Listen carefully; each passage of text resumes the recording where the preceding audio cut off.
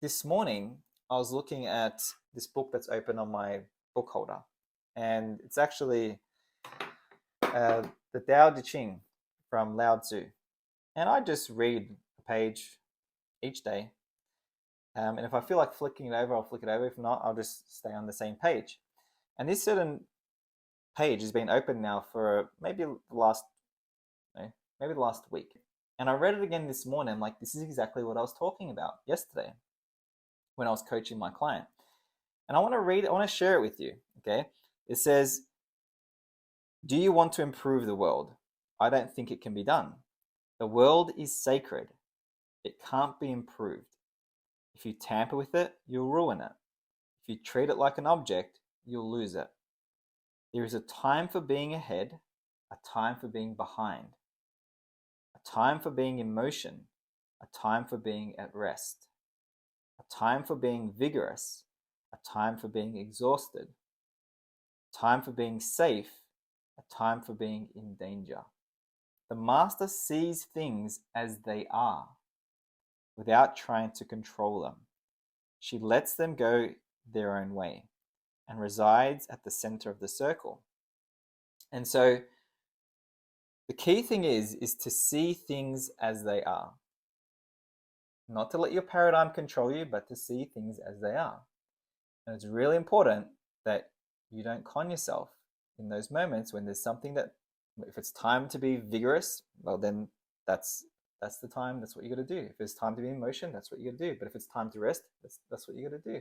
Okay, see things as they are. I want you to be really, really mindful and be very observant of your inner self-talk throughout the day. And if you know that you should be doing something, like you may be in sales and it's time to make some calls, and there's a part of you or something inside you, a little voice that's wanting you to jump on the phone and just check what's going on social media, or to check your notifications, or check your emails now. Like, you have to be observant of that voice inside of you that's causing you or encouraging you to not do the thing that you need to do, the thing that it's time to do, that's causing you to veer away from that, to do something else. Then you got to catch it, and you catch it in the moment, and then you get to choose. If you don't catch it, then you're just in this autopilot of just listening to this voice that is constantly telling you to do the things that are easiest to do in this moment. That's natural. Okay, we don't instinctively just want to do hard things. We don't instinctively want to move towards the things that we're scared of. Okay, it's actually something else that I'm reading at the moment, and I think it's directly related to what I'm sharing with you, and I'm going to share this with you right now. He says, curiosity coupled with courage allows you to go beyond your limits, venture into the unknown, and establish new limits that you never thought were possible. My curiosity always overpowered my fear, but fear was also a good friend to me. People who say that they are not afraid of anything are either crazy or stupid. Fear is a normal emotion that protects you, but sometimes you don't need protection. There are times when you have to place fear on the shelf and take action without a moment's hesitation.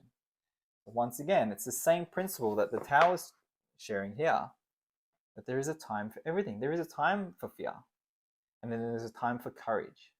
And so it's about identifying, what's the time? Like, what time is it right now? What do I need right now?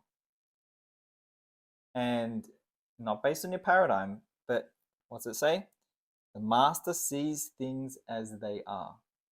That is the key to this.